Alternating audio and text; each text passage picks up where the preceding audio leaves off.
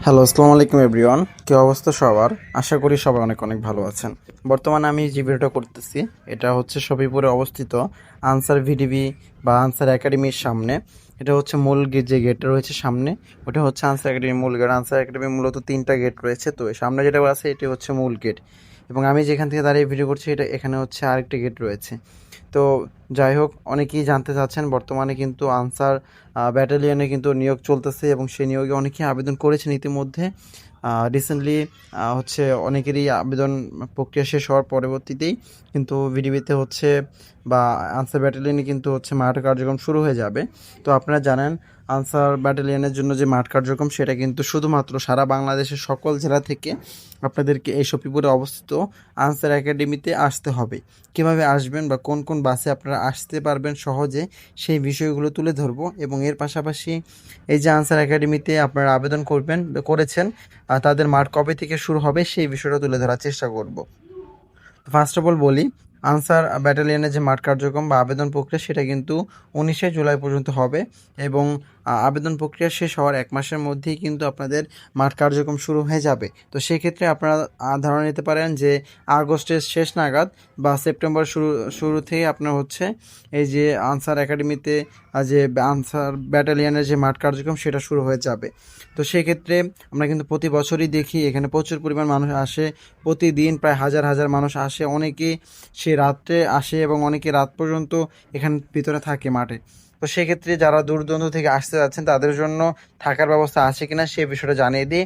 হ্যাঁ, এখানে আমাদের যে সফিপুরে অবস্থিত সফিপুর বাজার সেখানেও কিন্তু আপনারা থাকার জন্য হোটেল পেয়ে যাবেন। এছাড়া এখান থেকে 10 টাকা ভাড়া দিয়ে চান্দুরা গেলে চান্দুরাও কিন্তু থাকার জন্য আপনার হোটেল পেয়ে যাবেন।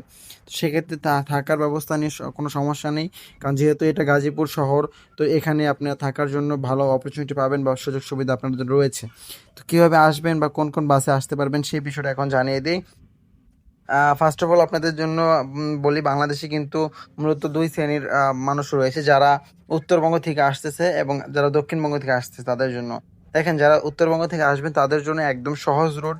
উত্তরবঙ্গের রোড তো একটাই, আপনারা সরাসরি বগুড়া সিরাজগঞ্জ হয়ে আপনারা গাজীপুর টাঙ্গাইল হয়ে তারপর হচ্ছে গাজীপুর প্রবেশ করতে পারবেন। আপনারা সেটা খুব সহজেই জানেন। তো আপনাদের উত্তরবঙ্গ থেকে যে কোনো বাসে করে আপনারা সরাসরি চলে আসবেন গাজীপুরের চান্দুরা মোড়ে। চান্দুরা মোড় থেকে আপনারা রিক্সা নেবেন। রিক্সাতে মাত্র 20 টাকা ভাড়া নিবে। 20 টাকা ভাড়া দিয়ে আপনারা চলে আসবেন আনসার একাডেমি গেটের সামনে, ঠিক সামনেই। তো আপনারা হচ্ছে চান্দুরা থেকে রিক্সা করে চলে আসতে পারবেন আনসার একাডেমি গেটের সামনে। আর যারা দক্ষিণবঙ্গ থেকে আসবেন তাদের উদ্দেশ্যে একদম ক্লিয়ারলি বলে দিই, আপনাদেরকে দক্ষিণবঙ্গের সকল বাসের কাউন্টার কিন্তু ঢাকাতে অবস্থিত। তো আপনাদেরকে যে কোনো মূল্যে ঢাকা যাত্রাবাড়ি কিংবা গুলিস্তান এসে উঠতে হবে। তারপর আপনাকে যে কাজটা করতে হবে সেটা হচ্ছে, আপনি যাত্রাবাড়ি বা গুলিস্তান থেকে আপনি হচ্ছে আজমেরি পরিবহন বাস পাবেন বা প্রভাতী বনশ্রী বাস পাবেন।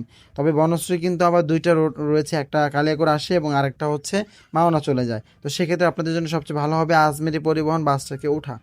আপনারা যদি গুলিস্তান থেকে আজমেরি পরিবহন বাসে ওঠেন তাহলে আপনাকে সরাসরি তারা এই আনসার একাডেমি গেটের সামনে নামিয়ে দিয়ে যাবে, কারণ তারা এই আনসার একাডেমি গেটের সামনে দিয়েই তারা হচ্ছে চান্দুরা যায়।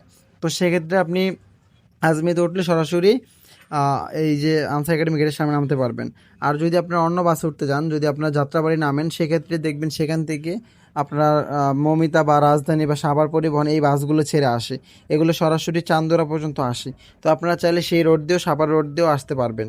তো সেক্ষেত্রে আপনারা যদি আজমেরি বাস পান তাহলে সরাসরি আজমেরি বাসে উঠে যাবেন। যদি না পান সেক্ষেত্রে সাভার পরিবহনে বাসে করে বা সাভার রোডের যে বাসগুলো রয়েছে সেই বাসগুলোতে করে আপনাদেরকে গাজীপুরের চান্দুরা মোড়ে নামতে হবে। চান্দুরা থেকে আপনাদেরকে রিক্সা করে চলে আসতে হবে আনসার একাডেমির সামনে। তো আশা করি বিষয়টা আপনারা বুঝতে পেরেছেন। আমি চেষ্টা করেছি সকল বিষয়গুলো আপনাদেরকে ক্লিয়ারলি বুঝিয়ে দেওয়ার জন্য। তারপরে যদি আপনারা না বুঝে থাকেন সেক্ষেত্রে কমেন্ট করতে পারেন। আমি চেষ্টা করবো আপনাদেরকে ফোন দিয়ে জানিয়ে দেওয়ার জন্য, কারণ আমি যেহেতু এখানে স্পেসিফিকলি কোনো জেলার কথা উল্লেখ করিনি। তো সেক্ষেত্রে আপনারা কোন জেলা থেকে আসতে চাচ্ছেন বা ঢাকা থেকে ঢাকার কোন জায়গায় আপনাদের বাসগুলো থামে সেটা আমাকে জানালে আমি সেখান থেকে আপনাদেরকে সাজেস্ট করতে পারবো। তো এই ছিল মূলত আজকের ভিডিওটা বড় করবো না। যদি ভিডিওটি ভালো লেগে থাকে অবশ্যই ভিডিওতে লাইক করে দিবেন এবং চ্যানেলটি সাবস্ক্রাইব করে পাশে থাকা বেল আইকনটি বাজিয়ে দিবেন। ধন্যবাদ সবাইকে। আসসালামু আলাইকুম।